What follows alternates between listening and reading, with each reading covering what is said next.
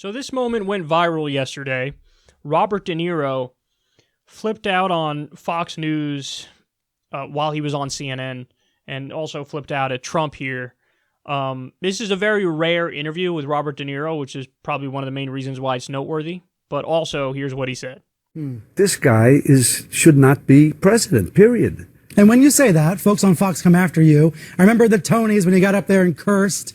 A lot of criticism of you. Fuck them. Okay, well, this is cable, Sorry. so it's not an FCC violation, but it is still a Sunday morning. Well, I do wonder why you choose to go that way. Let me say something. Why do you choose to go that way? We are at a moment in our life, in this country, where this guy is like a gangster. He's come along and he's said things, done things we say over and over again. This is terrible. We're in a terrible situation. We're in a terrible situation. And this guy just keeps going on and on and on without being stopped. Let's fit in a break. Let's squeeze in a commercial. More with Robert De Niro in just a moment. What's interesting about that clip is that in real life, he sounds a lot like one of his characters. Fuck him. Fuck him.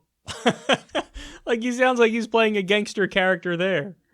That's so funny. He really does sound exactly like one of his characters.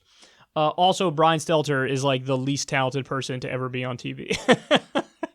Why is this dude on TV? He's got nothing to offer. He's not interesting. He's not entertaining. He's not particularly poignant. He's just like, he's trying to say, oh, did you use the naughty no-no words? Like, oh God, please stop it. Make it stop. Make it stop. By the way, he goes on to say that Trump is like a gangster, but in many ways, a lot of the gangsters had more character than he does, because at least with the gangsters, they had a code and they would stick to it. So in other words, like, for example, they would never throw anybody under the bus. One of the rules of being a gangster is that you never snitch, ever. So like you always keep your mouth shut. And there's a very logical reason for that, because it's very hard to bring down organized crime if nobody says anything. If you can't get anybody to flip on anybody, then they probably can't make their case in court. The law enforcement has nowhere to go. What are they going to do? What are they going to do? They have nobody who's flipping on everybody to explain what's going on here. So they have to build their own case, and that's a lot of hard work to get a lot of evidence in order to bring people down. And, De Niro's point is like, Trump will throw anybody under the bus at any moment for any reason if he feels slighted even a little bit, and he doesn't know how to like the funny thing is, the more distance there is from people and Trump, he can get them to fall in line. So like his base loves him and would do anything for him, but they're at a distance from him. So like his supporters are rabid and will always be there, but the closer they are to him, if they're in his campaign, if they were in his administration, those are the ones who he's up, throw you under the bus, throw you under the bus, throw you under the bus. And then, as any gangster knows, you do that long enough, it's going to come back to bite you in the ass, because then all of them will flip on you. And they all got a story to tell.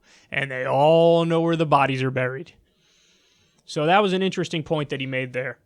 But yeah, I find it hilarious that he's notorious too, by the way, for being really awkward in person. For like not really knowing how to carry a conversation and being kind of like aloof and on his own and in his own head. And you could see it a little bit there.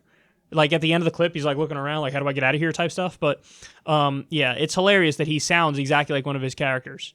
He's told about how Fox News comes after you. Fuck him. Fuck him. And then I says to Gino, him, hey, get the revolver. We got some business to go take care of. You understand? Funny. Now you're going to have people blowing Robert De Niro all the time because, anti-Trump, and he said naughty words, so now people will love him.